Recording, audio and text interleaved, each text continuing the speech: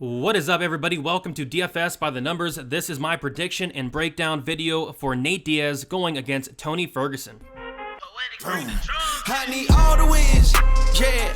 Harder than all of this. You better move, you might get knocked out. Knocked out. You better move, you might get knocked out. Knocked out. You better move, you might get knocked out. Knocked out. There has been some madness with UFC 279.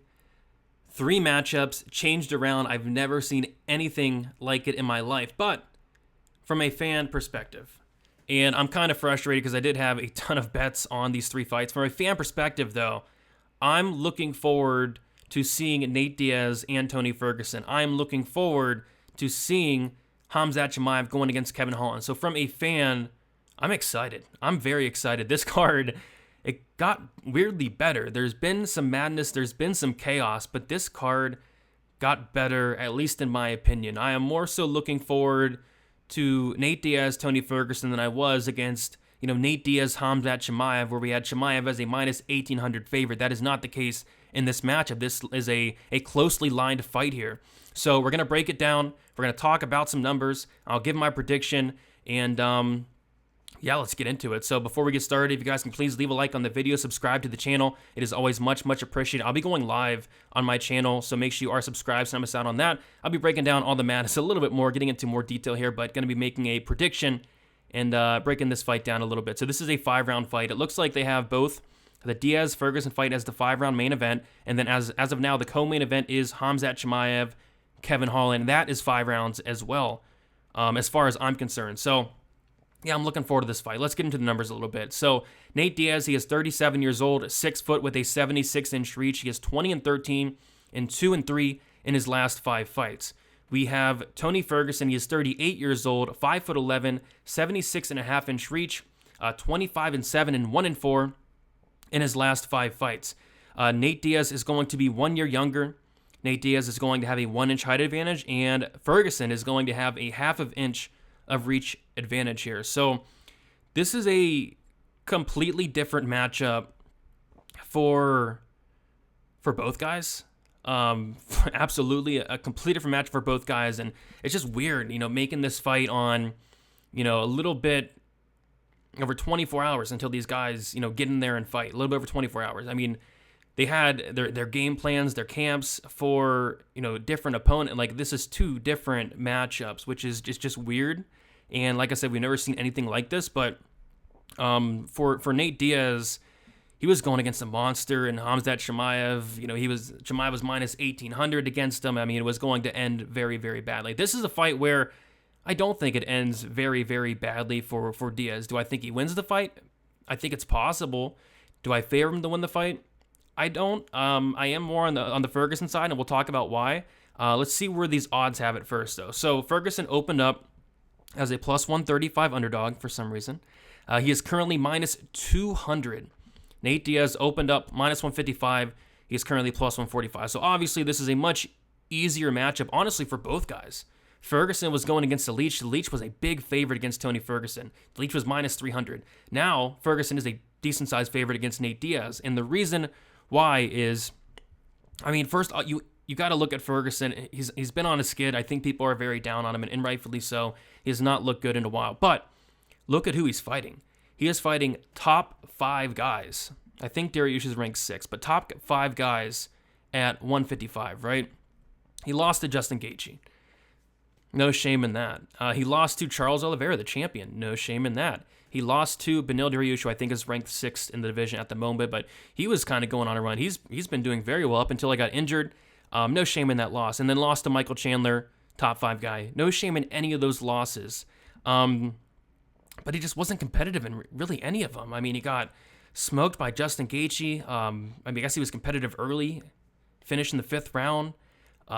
Against Charles Oliveira is Oliveira all day, and against Dariush, same thing. Dariush took him down, but you kind of look and see how Tony Ferguson is losing and when he's not having a lot of success, and the secret is kind of out on how to beat Tony Ferguson, and that is to take him down. Oliveira took him down 3 times and controlled him for 11 minutes and 39 seconds. Dariush took him down 3 times and controlled him for 12 minutes and 15 seconds. Luckily, Nate Diaz isn't going to do that. Nate Diaz isn't going to take down Tony Ferguson. Maybe he tries, but is he going to have success doing so?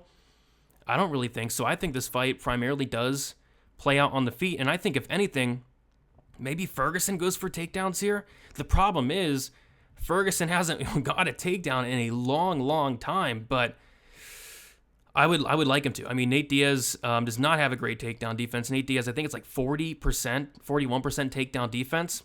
But again, that's not something Tony does. He's not going out there going for takedowns. He does have that wrestling background, but he's not going for takedowns. He has one takedown since 2015. That was a while ago, right?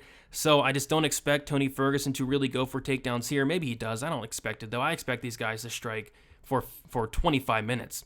And obviously Ferguson was not training for a 5-round fight. I don't really think that's going to come into play here. We know Tony Ferguson has very good cardio. I'm not worried about that. But these guys are going to stand and strike, and they're going to stand and strike for 25 minutes here. And if it is on the feet, you absolutely have to favor Tony Ferguson. I don't think it's going to be like a complete wash. I don't think Tony Ferguson is going to run through a very tough Nate Diaz by any means. And I actually think this fight can get extended, if not go the full 25 minutes here, because both guys are super tough. I know Ferguson got knocked out in his last fight against Michael Chandler. Michael Chandler hits like a freaking truck, and that would have knocked out most people, right? He got knocked out by Justin Gaethje, and he even wasn't out all the way. It was kind of like a mercy stoppage. Tony Ferguson is as tough as it come. Was his durability going to hold up against a leech who hits like a truck? I didn't really think so, but I think his durability will hold up here. So I think this fight is going to be fun. I think it is going to be a fight that the fans are going to enjoy. I'm going to enjoy it. But as far as picking a winner, I got to go Tony Ferguson here. Am I going to bet Tony Ferguson at minus 200? No, I'm not.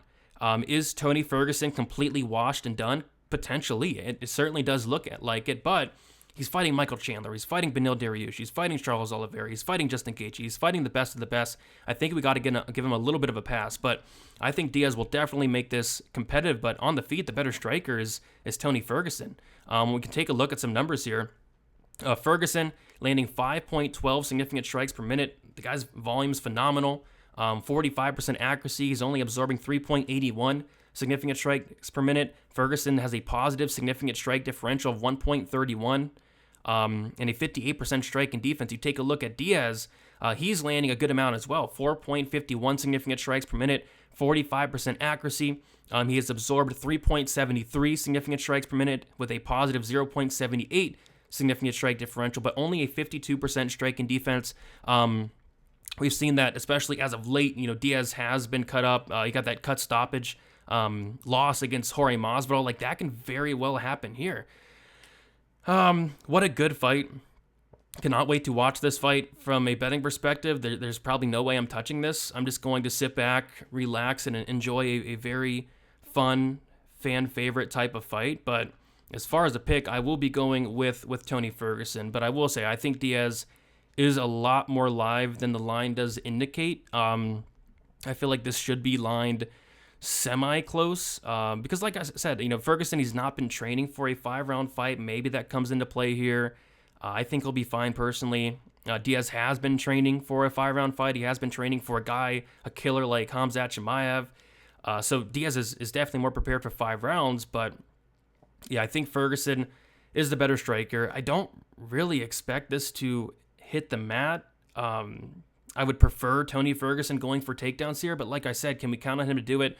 Not really, and I don't think Nate Diaz is going to go out there and take down Tony Ferguson either. So I do think we're going to get a banger on the feet, and if it is on the feet, I do slightly favor Tony Ferguson, washed or not. So we'll see what happens there. Give me Tony Ferguson. I'll say Tony Ferguson by decision. I think both guys are super tough. I do think this goes over. I do think this goes to decision outside of a cut stoppage, a doctor stoppage, which that could be in play. I think Tony Ferguson does get it and get the win. And I'll say it's I say even Diaz can take a couple rounds off, maybe a round or two. But I do think Tony Ferguson is ultimately going to get his hand raised. What a great fight. If you guys enjoyed the breakdown, please leave a like, subscribe to the channel. I will be breaking down the Chimaev-Holland fight. I'll be breaking down the Rodriguez-Leach fight as well. So make sure you are subscribed to not miss out on all of that. And I'll be going live for a live stream as well, breaking down all the madness into a little bit more detail, talking about it from a betting perspective and all the good stuff. So make sure you are subscribed to not miss out on that. Best of luck for UFC 2 279. See you guys later.